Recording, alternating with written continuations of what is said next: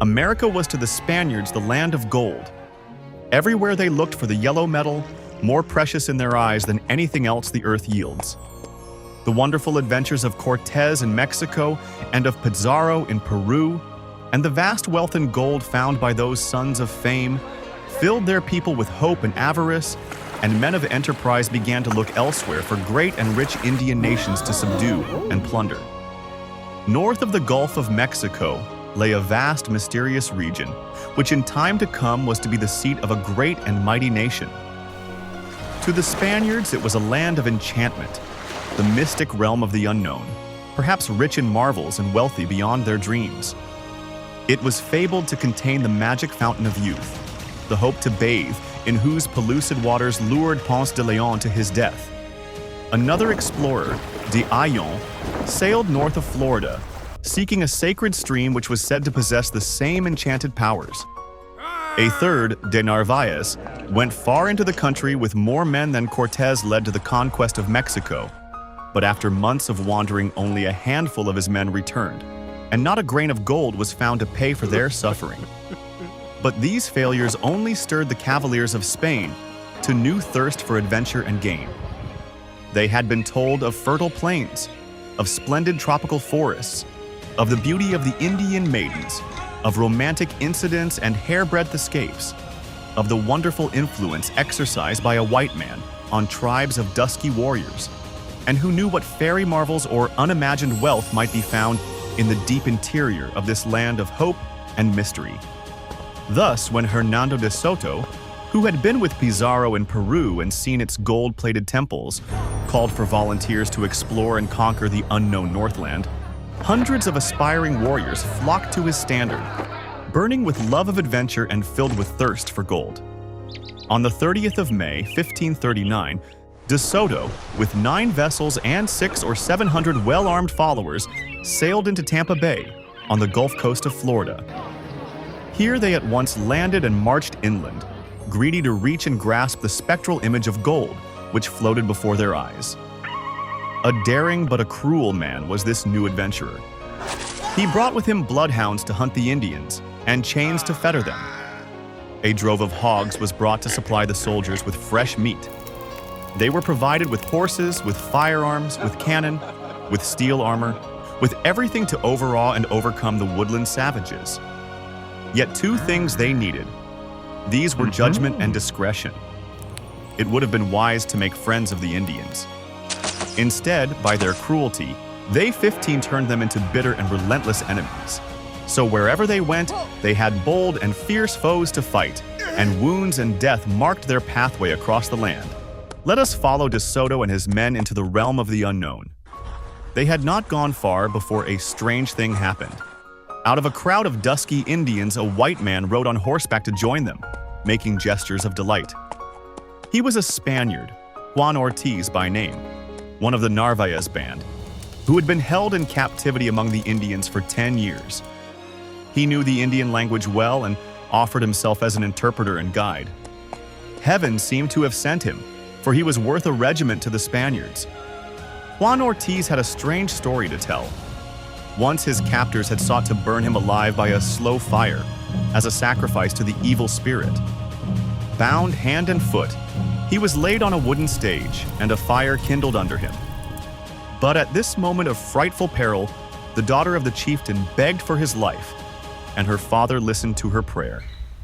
3 years later, the savage captors again decided to burn him, and again, the dusky maiden saved his life. She warned him of his danger and led him to the camp of another chief. Here he stayed till the Spaniards came. What became of the warm-hearted maiden we are not told. She did not win the fame of the Pocahontas of a later day. Many and strange were the adventures of the Spaniards as they went deeper and deeper into the 16 new land of promise. Misfortune tracked their footsteps, and there was no glitter of gold to cheer their hearts. A year passed over their heads, and still the land of gold lay far away. An Indian offered to lead them to a distant country, governed by a woman, telling them that there they would find abundance of a yellow metal. Inspired by hope, they now pushed eagerly forward, but the yellow metal proved to be copper instead of gold, and their high hopes were followed by the gloom of disappointment and despair. But wherever they went, their trail was marked by blood and pillage, and the story of their ruthless deeds stirred up the Indians in advance to bitter hostility. Fear alone made any of the natives meet them with a show of peace, and this they repaid by brutal deeds. One of their visitors was an Indian queen, as they called her, the woman chief of a tribe of the south. When the Spaniards came near her domain, she hastened to welcome them, hoping by this means to make friends of her dreaded visitors. Borne in a litter by 4 of her subjects, the dusky princess alighted before De Soto and came forward with gestures of pleasure, as if delighted to welcome her guests. Taking from her neck a heavy double string of pearls, she hung it on that of the Spanish leader. De Soto accepted it with the courtly grace of a cavalier and pretended friendship while he questioned his hostess. But he no sooner obtained the information he wanted than he made her a prisoner. And at once 17 began to rob her and her people of all the valuables they possessed. Chief among these were large numbers of pearls, most of them found in the graves of the distinguished men of the tribe. But the plunderers did not gain all they hoped for by their act of vandalism, for the poor queen managed to escape from her guards, and in her flight took with her a box of the most valuable of the pearls. They were those which De Soto had most prized, and he was bitterly stung by their loss. The adventurers were now near the Atlantic, on ground which had been trodden by whites before, and they decided to turn inland and explore the country to the west.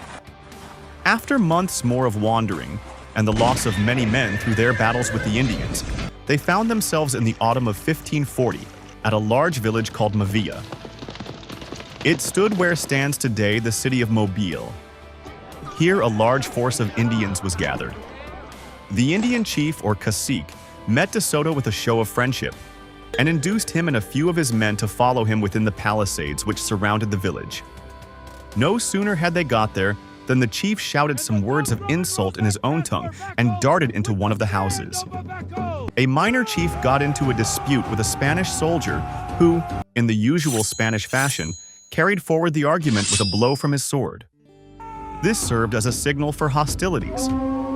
In an instant, clouds of arrows poured from the houses, and before the Spaniards could escape, nearly the whole of 18 them were slain. Only De Soto and a few others got out with their lives from the trap into which they had been beguiled. Filled with revengeful rage, the Spanish forces now invested and assailed the town, and a furious conflict began, lasting for 9 hours. In the end, the whites, from their superior weapons and organization, won the victory. But theirs was a costly triumph, for many of them had fallen, and nearly all their property had been destroyed. Mavilla was burned, and hosts of the Indians were killed, but the Spaniards were in a terrible situation, far from their ships without medicine or food, and surrounded by brave and furious enemies. The soldiers felt that they had had enough adventure of this kind, and clamored to be led back to their ships. De Soto had been advised that the ships were then in the Bay of Pensacola, only 6 days' journey from Mavilla, but he kept this a secret from his men, for hopes of fame and wealth still filled his soul. In the end, despite their entreaties, he led the men to the north, spending the winter in a small village of the Chickasaw Indians. When spring opened, the adventurers resumed their journey into the unknown. In his usual forcible fashion, De Soto seized on Indians to carry his baggage, and in this way he brought on a violent battle, in which the whites met with a serious defeat and were in imminent danger of annihilation. Not a man of them would have lived to tell the tale if the savages had not been so scared at their own 19th success that they drew back just when they had the hated Spaniards in their power. A strange-looking army was that which the indomitable De Soto led forward from this place. Many of the uniforms of the men had been carried off by the enemy, and these were replaced with skins and mats made of ivy leaves, so that the adventurers looked more like forest braves than Christian warriors.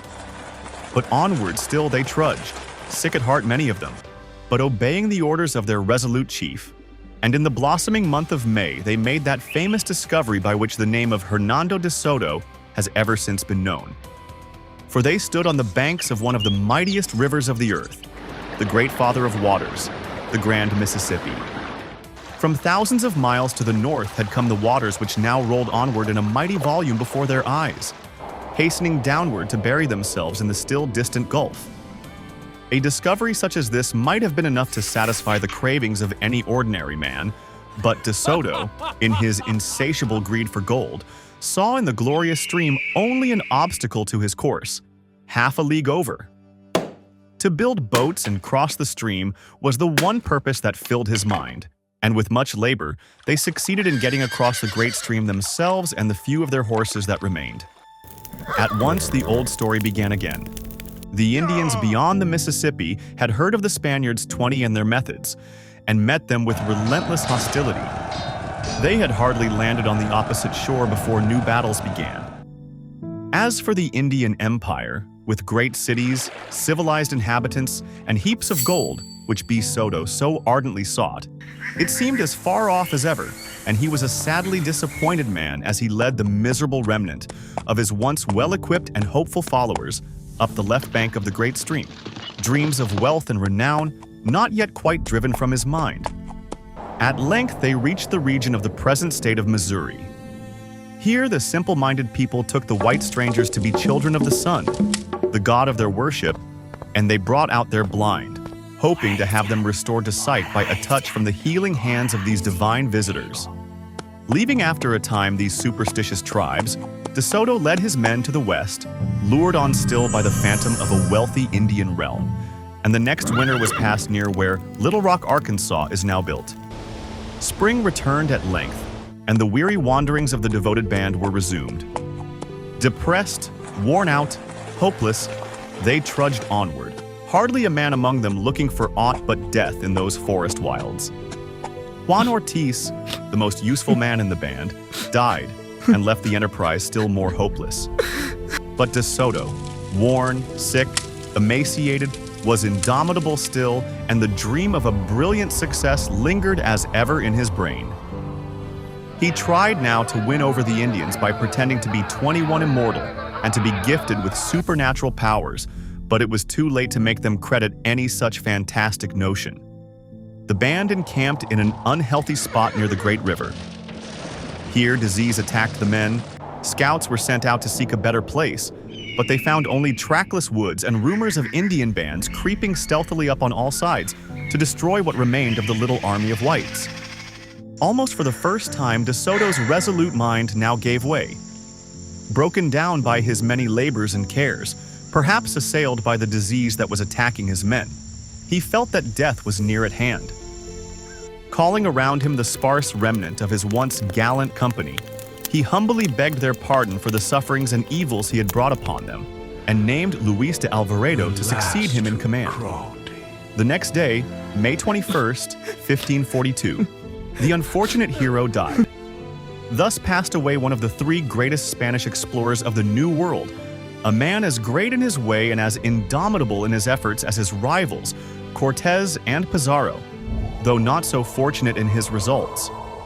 For 3 years he had led his little band through a primitive wilderness, fighting his way steadily through hosts of savage foes and never yielding until the hand of death was laid upon his limbs. Fearing a fierce attack from the savages if they should learn that the immortal chief of the whites was dead, Alvarado had him buried secretly outside the walls of the camp. But the new-made 22 grave was suspicious. The prowling Indians might dig it up and discover the noted form it held. To prevent this, Alvarado had the body of De Soto dug up in the night, wrapped it in cloths filled with sand, and dropped it into the Mississippi, to whose bottom it immediately sank. Thus was the great river he had discovered made the famous explorer's final resting place. With the death of De Soto, the work of the explorers was practically at an end. To the Indians who asked what had become of the child of the sun, Alvarado answered that he had gone to heaven for a visit, but would soon return. Then, while the Indians waited this return of the chief, the camp was broken up and the band set out again on a westward course, hoping to reach the Pacific coast, whose distance they did not dream. Months more passed by in hopeless wandering. Then back to the great river they came and spent 6 months more in building boats as their last hope of escape. On the 2nd of July, 1543, the scanty remnant of the once powerful band embarked on the waters of the great river and for 17 days floated downward, while the Indians on the bank poured arrows on them incessantly as they passed. 50 days later, a few haggard, half-naked survivors of De Soto's great expedition landed at the Spanish settlement of Panuco in Mexico. They had long been given up as lost and were received as men risen from the grave.